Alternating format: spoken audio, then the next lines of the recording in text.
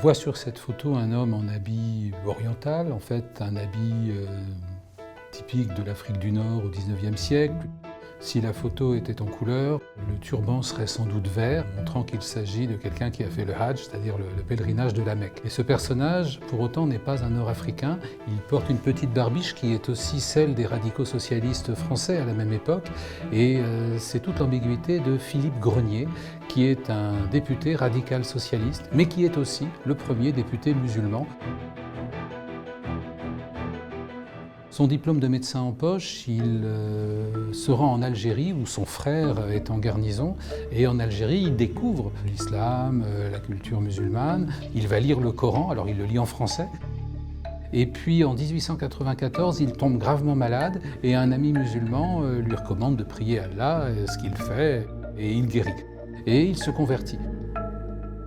Et puis ensuite, eh bien, il s'installe à Pontarlier, sa ville natale, comme médecin.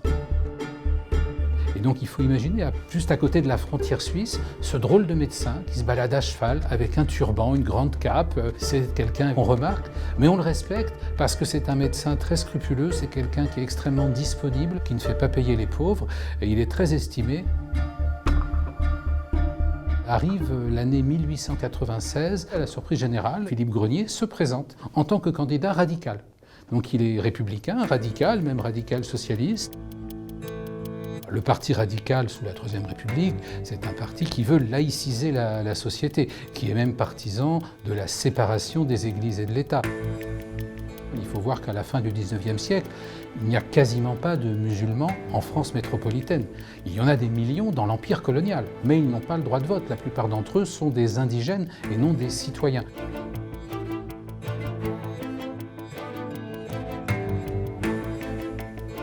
Et petit à petit, il va se faire le porte-parole des indigènes de l'Empire à la Chambre des députés. Évidemment, il fait la joie des caricaturistes, des chansonniers. Et on va lui prêter un faste de prince oriental, on va dire qu'il a un harem, alors c'est un monsieur plutôt chaste en réalité. On va lui prêter toutes sortes de salamalek qui sont totalement imaginaires. On va en faire un peu un personnage des Mille et une nuits, ce qui là lui déplaît. Mais il a aussi des soutiens. Il a des soutiens à gauche, par exemple Jaurès l'encourage à se faire le porte-parole des indigènes de l'Empire, qui sont pour lui des exploités, au même titre que les ouvriers, les prolétaires. Et puis aussi une partie de l'extrême droite, on est dans le contexte de l'affaire Dreyfus, qui voudrait s'appuyer sur les musulmans pour combattre les juifs. Les antisémites se disent, tiens, un député musulman, c'est peut-être intéressant pour nous. Avec l'élection de Philippe Grenier, pour la première fois, l'islam se retrouve au centre du débat public, du débat politique. On peut être citoyen français et musulman, à condition, évidemment, de ne pas manifester sa croyance dans l'hémicycle.